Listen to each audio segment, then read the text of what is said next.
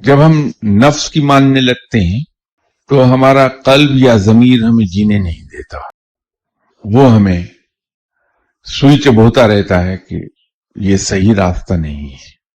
تو جب کسی شخص کے اندر دو ہوائیں بیک وقت چلیں گی، دو رخ پر ہوائیں بیک وقت چلیں گی، تو وہاں انسان کے کپڑے بھی اڑیں گے اور آواز بھی پیدا ہوگی۔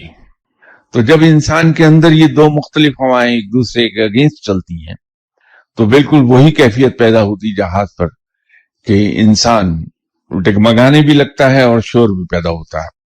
تو اگر ہم کہیں اپنے قلب کی یا ضمیر کی آواز سنتے رہیں اور اس پر زندہ رہیں تو انسان بڑا پرسکون ہوتا ہے۔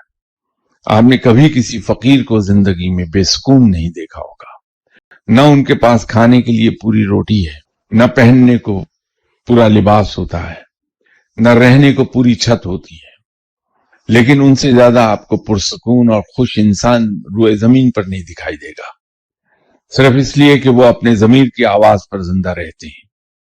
وہ زندگی کو اس طرح گزارتے ہیں جیسے رب نے گزارنے کا حکم دیا۔ وہ آگے بڑھنے کے لیے نہ تو ایلبو کا استعمال کرتے ہیں اور نہ ہی وہ ہرس میں مبتلا ہوتے ہیں۔